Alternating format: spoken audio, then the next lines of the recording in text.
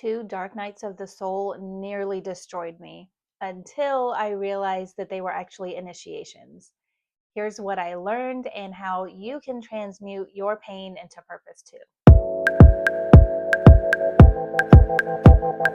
Hey, all you wonderful weirdos, welcome back to the channel where we mix the mystical with the practical and talk all things consciousness, esoterica, and all things weird. If that's your vibe, make sure you hit that subscribe button because I post 2 to 3 videos per week full of things like intuitive wisdom, healing rituals, and everything you need for your spiritual awakening journey. So you're not going to want to miss out.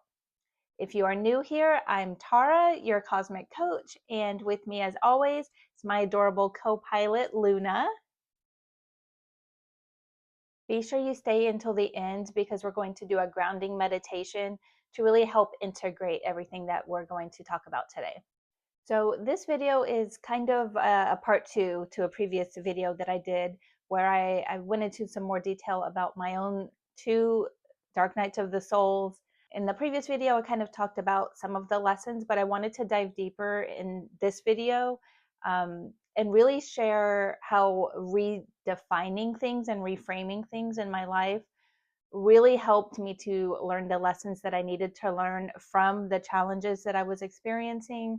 The great thing about doing that is you've learned your lesson, so you don't have to do it again, right? If we don't do this process, we don't learn the lessons that we were meant to learn from the challenging situations, and then they're going to cycle back around at some point and you're going to have to go through it all again. So it's a lot of work now, but it's really going to help set you up for a much more aligned and peaceful future. Hey, wonderful weirdos, just wanted to pop in here real quick and share this little creative side project I have going on. I have designed all of these graphics and put them on tons of different products.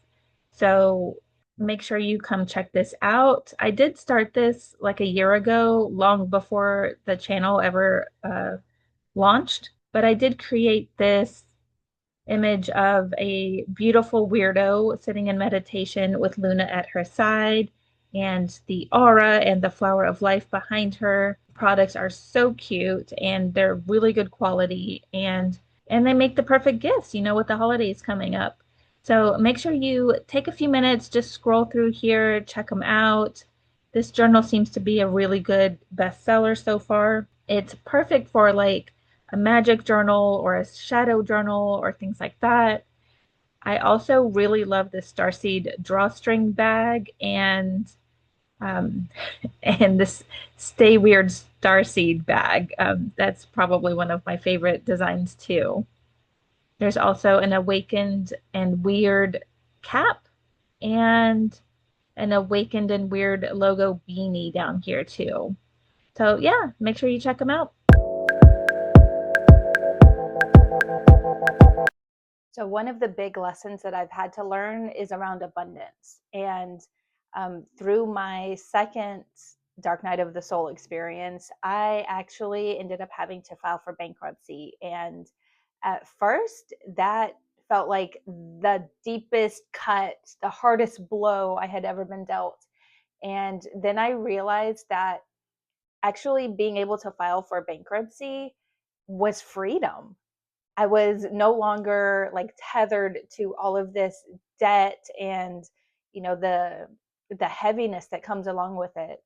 And, you know, as a single mom myself, I felt like it was all on me, which I'll talk a little bit more in a second. Just a little disclaimer, I am not a financial advisor, so I'm not advising anybody to file for bankruptcy. Please go find your own bankruptcy attorney or financial advisor. I'm not your girl for that.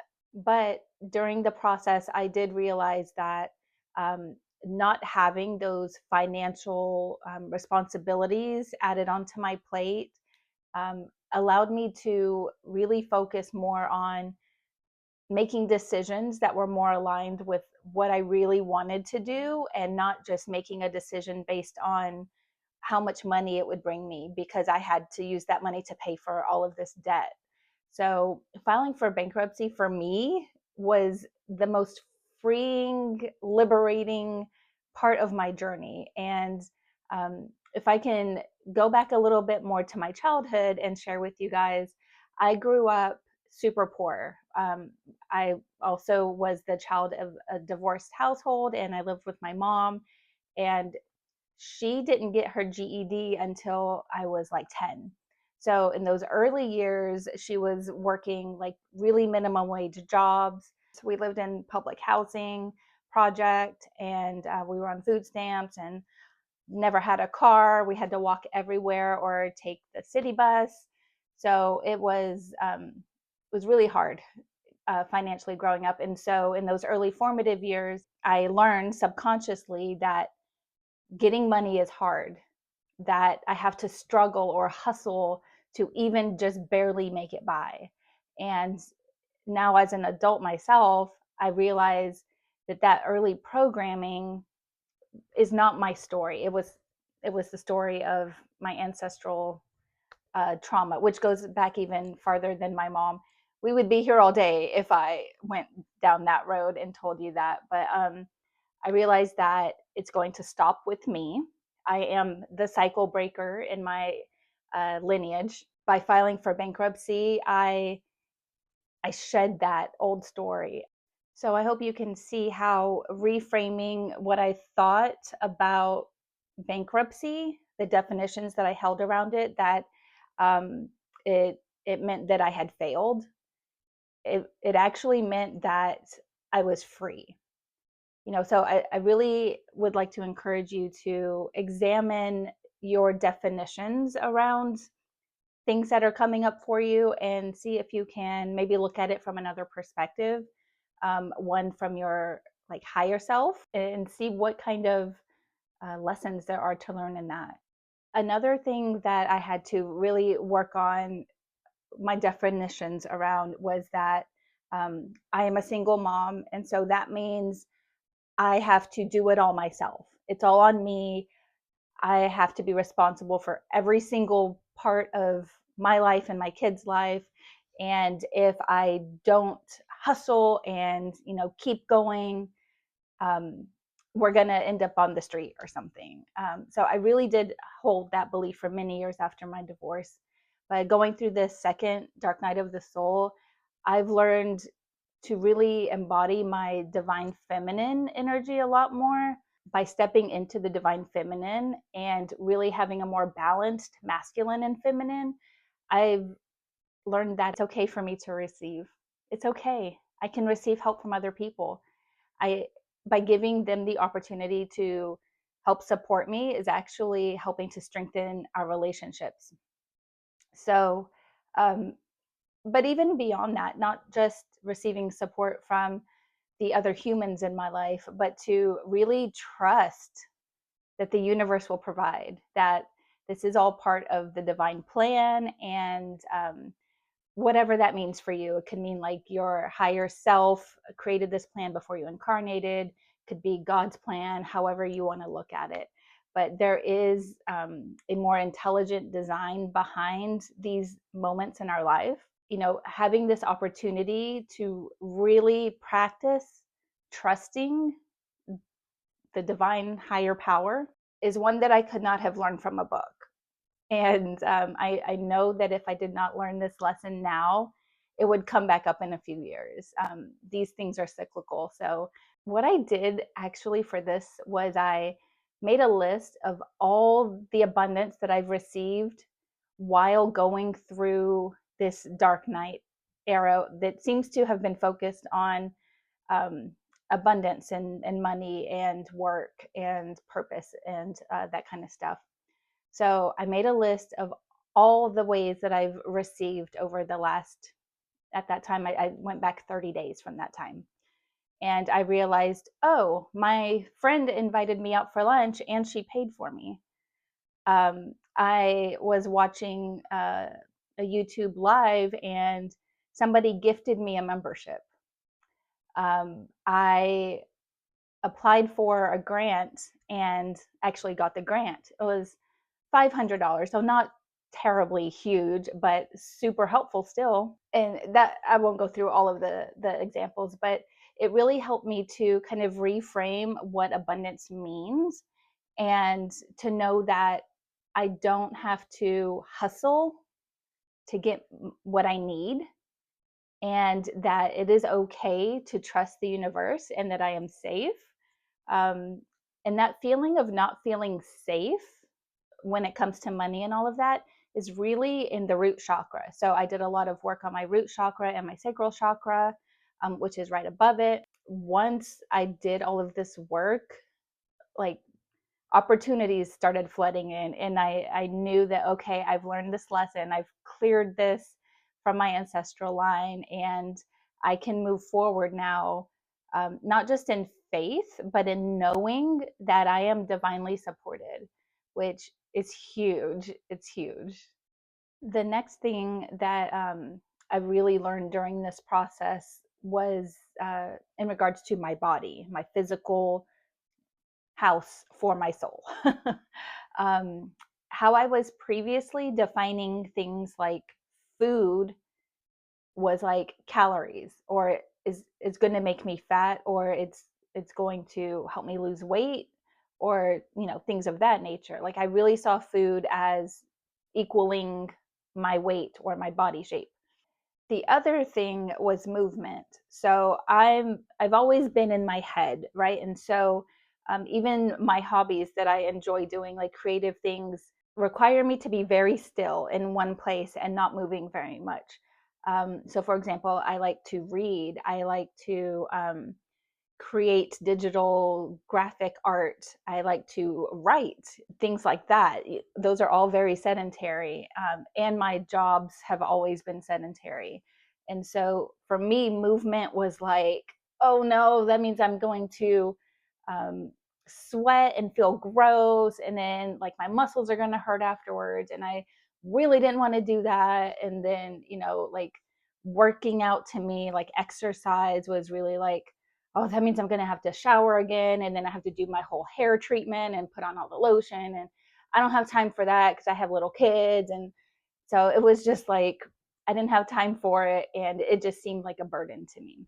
But during this second Dark Night of the Soul experience that I went through, I really started to reframe how I saw food and movement. So I started to look at food as an energy source and a vibration that would help me to align my own vibration with manifesting, with my higher timeline, And so I really started to look at food as a tool in my ascension, which I had never done before. And so I challenged myself to, for 30 days, I would only eat high vibrational foods. And not only did it help me to kick my caffeine addiction, but it also helped me to, like, have more energy without the caffeine. And I noticed it was a lot easier to shift into a state of gratitude, even with my life falling apart around me. It was a lot easier for me to just be grateful for everything that I do have in my life. I have an amazing townhouse that is decorated beautifully and warm in the winter and cool in the summer, and has enough space for my children to play, and it's in a great location, and we have warm running water. And once I shifted to eating higher vibrational foods, the gratitude just flowed so much easier. I also started just simply walking and stretching every day. I know that doesn't sound like a big deal, but when you've been sedentary for 90% of your life, like I have, it was a big change in my routine and mindset to actually get dressed and get out the door in the morning to just walk. And so I have this really gorgeous pond across the street from my townhouse, and there's ducks and fish and turtles in the pond and beautiful big trees, and there's a little path around it. And so I started doing this every morning. Started out with like 15 minutes, then worked my way up to 30 minutes, and now I can walk for a full hour. And what I noticed was, during this time, I was actually connecting in with nature more. I was breathing in the fresh air from all of the trees. I was, developing relationships with these ducks. At one point, a duck had her little ducklings, and when I showed up after they had hatched, she actually like walked them over to me to like show them off, like, hey, look at how cute my babies are. And I actually have a video on my TikTok about that. So if you haven't seen it, it seems to have pretty much gone viral. So if you've not seen it, go check that out. It's really, really cute. And I also noticed that with the stretching, after I would get back from walking, the pain that I had in my right knee and my lower back was gone. And so, looking at movement not from a place of like inconvenience or that it would make my muscles hurt and I didn't have time for it, to then looking at it like, okay, this is actually helping me to ground my energy and connect with nature. And it's also improving my physical health so that I can stick around for longer and um, really feel my purpose here. And so I would just encourage you to also see like what definitions are you holding on to that may not really be serving you anymore. Maybe you can let those old definitions go and create more aligned definitions to support you in this next stage of your journey. So, the last two definitions that I learned to reframe and create a new definition for are around my philosophy on things. One of them was the thought of surrender. Before this second dark night of the soul, surrender was like giving up. Like, okay, I surrender, I give up. I'm not going to try anymore. I'm not going to care anymore. Um, and I learned to reframe that into alignment and having it be rooted in a deeper connection to my higher self and to source. That's a whole process. You are not going to get to that overnight. My soul sister and absolute best friend wrote a book on specifically about surrendering, and her book actually helped me tremendously to see a new perspective that I really needed at that point in my life. The other word that I had to redefine was laziness. So, as I mentioned before, I had this mindset of, okay, I'm a single mom. I have to hustle, have to do all the things. I have to always be on top of it and really in the masculine energy. And I thought that if I stopped doing that, that people would see me as being lazy. What I actually learned was that if you take time to rest does not mean being lazy, especially if you have like the balance in your life where you are doing things that are meaningful to you and serve a purpose, but you're also taking the time to rest and do self-care. That's really being more in alignment with your divine feminine and creating a better balance in your energetic field and in your body to better support you in this next phase of your spiritual awakening journey. Across every mystery tradition, challenge is not seen as a punishment, but an initiation. In Hermetic philosophy, the principle of polarity teaches that everything contains its opposite: light within darkness, joy within sorrow. I think like if you look at a magnetic bar, there's a positive charge on one end and a negative charge on the other end. But if you kind of follow that, it's really hard to figure out where that middle point is, where positive starts and where negative starts, right? So it's all kind of shades of gray, really. It's when does like hot water become cold water? In the middle, it's kind of like room temperature, but what if you're in a cold room? What if you're in a hot room? Like it's really hard to define where one ends and one begins. When we're in pain, we are not broken. We're actually being invited into deeper wholeness. The Kabbalists would say that this is the path of the Tzimtzum, the contraction of the divine light to make space for new creation. When life feels like it's collapsing, it's often your higher self making space for a higher timeline to emerge.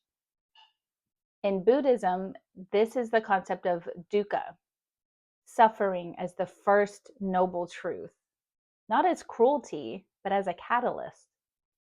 Pain shakes us awake to impermanence and helps us to detach from illusions of control. And as Bashar, my favorite little alien that's channeled by Daryl Anka, says, circumstances don't matter. Only your state of being matters. Every challenge is an opportunity to realign your frequency and remember who you truly are. Exactly. The dark night, the struggle, the confusion, they're all initiations designed by your own soul to refine you into your next evolution. When you stop labeling things as good or bad, you step into the perspective of the higher self. Everything becomes neutral energy, waiting to be shaped by your meaning, by your definitions, which is why this video is so important. So try this reframe. Instead of asking, why is this happening to me? Ask, why is this happening for me? You're going to get so much tremendous insight out of that when you sit in silence and kind of journal and reflect on that. This single shift will help to turn victimhood into empowerment. Here's the truth that most people miss. Your soul is not trying to make you suffer. It's trying to help you remember. So remember your resilience. Remember your power. Remember your infinite ability to transmute energy into wisdom. So the next time something falls apart, pause and say, okay, higher self, I see you. What are you teaching me this time? So before you start journaling or doing any kind of self-inquiry, it's so essential that you actually regulate your nervous system. So here are 3 quick practices that you can do. The first is the 4-7-8 breath. You're going to inhale through your nose for 4 counts, hold it for 7 counts, and then exhale through your mouth for 8 counts. And you're going to repeat this 3 to 5 times. Let's do that together now. So inhale for 4.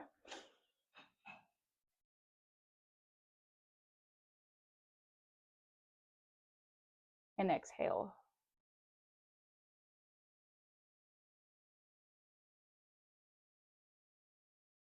This practice helps to slow the heart rate and it activates the parasympathetic nervous system.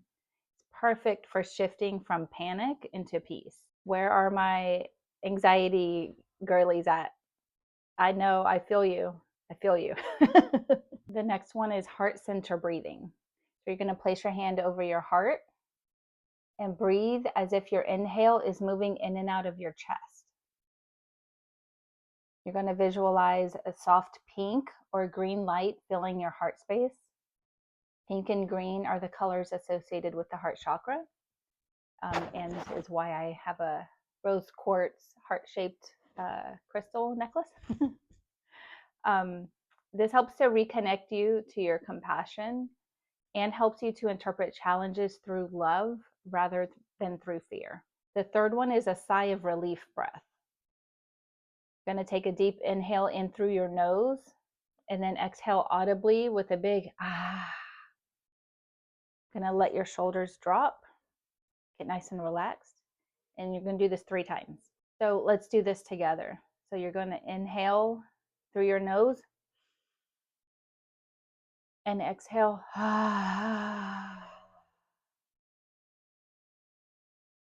And I don't know about you, but my shoulders just naturally drop when I do that. And you're going to do that 3 times, okay? I know it seems simple, but this is going to instantly clear out any stagnant energy, especially when your emotions are feeling super heavy. Luna's weird word of the week is embodiment. It means allowing your soul's wisdom to live through your body, making the divine tangible. Every breath, every moment, every boundary becomes sacred when you live from an embodied state. If you love these tips and you want to go deeper into activating your inner goddess, I invite you to consider joining my 6-week spiritual coaching program. It's designed to help you to heal traumas and connect with your higher self and really step into your power as the divine feminine co-creator that you are. There's a link in the description below to schedule a free call to learn more and see if it's the best next step for your journey. Don't forget to hit that like button and subscribe for more high vibe content, and make sure you share this video with another weirdo who may need to hear this message. Until next time, stay glowing, stay grounded, and of course, stay weird.